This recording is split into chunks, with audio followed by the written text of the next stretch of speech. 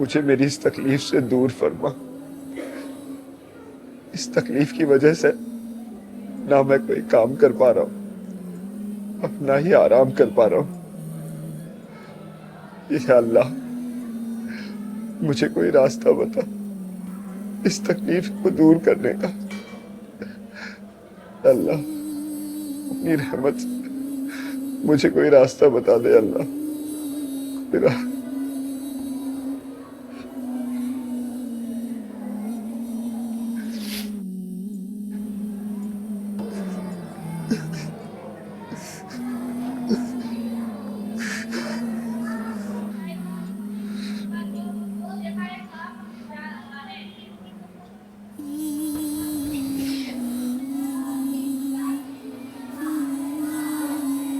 السلام علیکم ورحمۃ اللہ وبرکاتہ.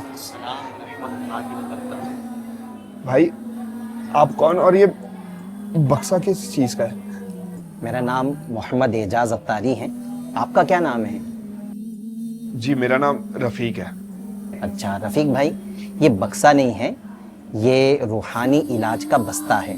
دعوت اسلامی انڈیا کا ایک ڈپارٹمنٹ ہے روحانی علاج، اس کا یہ بستہ ہے. مطلب یہ کہ جن لوگوں کو کوئی پریشانی ہوتی ہے، طبیعت خراب رہتی ہے، بیمار رہتے ہیں، یا کوئی بھی ان کا پرابلم ہے، تو وہ اپنا روحانی علاج کروانے کے لیے ہمارے پاس آتے ہیں. روحانی علاج یہ کیا ہوتا ہے؟ دیکھیں، جیسے ہم میڈیکل علاج کرواتے ہیں، اس کے لیے ڈاکٹر کے پاس جاتے ہیں نا، اسی طرح اللہ پاک کے مبارک ناموں کے ذریعے، قرآن کی آیات کے ذریعے جو علاج ہوتا ہے اسے روحانی علاج کہتے ہیں. اچھا رفیق بھائی، معافی چاہتا ہوں، اگر اجازت ہو تو ایک بات پوچھوں آپ سے؟ جی. ابھی میں نے آپ کو دیکھا کہ آپ جب مسجد کے اندر آئے تو آپ لنگڑ کے چل رہے تھے. ابھی جب آپ بیٹھے، مشکلات سے بیٹھے یہاں پر، پھر میں نے آپ کو دعا میں بھی دیکھا تو آپ رو رہے تھے. سب خیریت سے ہے؟ کوئی پرابلم ہے؟ آپ اعتراض نہ ہو تو آپ مجھے اپنا مسئلہ بتائیں، کیا پرابلم ہے؟ کیا آپ میری پریشانی دور کر سکتے ہیں؟ دیکھیے رفیق بھائی، پریشانی دور کرنے کا دعویٰ تو نہیں کیا جا سکتا ہے. ہاں یہ ہے کہ آپ کی پریشانی دور کرنے کے لیے میں آپ کی مدد کر سکتا ہوں، اور وہ اس طرح کہ میں آپ کو روحانی علاج بتاتا ہوں، کچھ تعویذات وغیرہ آپ کو دیتا ہوں، اور اللہ تبارک و تعالیٰ شفا دینے والا ہے. ہو سکتا ہے کہ آپ یہ تعویذات استعمال کریں تو آپ کو شفا بھی مل جائیں. بھائی دراصل سب کچھ ٹھیک چل رہا تھا، پر پتہ نہیں اچانک 2 مہینے پہلے میرے پیر دکھنے لگے، اور پھر میری کمر میں بھی اتنا درد ہونے لگا کہ کچھ سمجھ میں نہیں آیا. اور اب جو میرا حال ہے وہ آپ تو دیکھ ہی رہے ہو بھائی. اللہ اکبر، حوصلہ رکھیے. اچھا مجھے یہ بتائے رفیق بھائی، آپ نے اس کا کوئی ڈاکٹر کو چیک کروایا علاج کے لیے؟ جی بھائی، 2 سے 3 ڈاکٹروں کو دکھایا، پر کسی بھی ڈاکٹر کے ہاتھ میں مرض پکڑ میں نہیں آ رہا ہے، اور اسی کے چلتے میری مالی حالت بد سے بدتر ہو گئی ہے بھائی.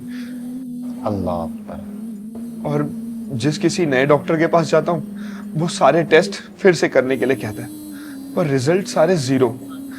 کچھ سمجھ میں نہیں آ رہا ہے، بہت پریشان ہو گیا ہوں. اللہ پاک آپ کو شفا عطا فرمائے.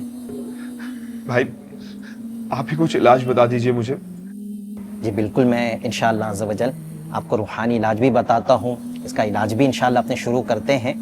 لیکن میں ایک بات آپ سے کہوں گا رفیق بھائی، کہ یہاں کا علاج تو آپ شروع کر دیجئے، لیکن اگر آپ میڈیکل کے جو دوائی وغیرہ آپ نے دی ہے، ڈاکٹر نے جو بھی آپ کو دیا تھا وہ جاری رکھیے گا، اس کو بند نہیں کیجیے گا. اور نماز کی پابندی بھی کرتے رہیں اور دعا بھی کرتے رہیں، کیونکہ شفا اللہ کے دست قدرت میں ہے. بے شک. وہ چاہے گا تو ہی شفا ملے گی. اور جب ہم اس کی بارگاہ میں دعا کے لیے جائیں گے اور اس سے دعا کریں گے تو ضرور وہ کرم فرمائے گا. جی.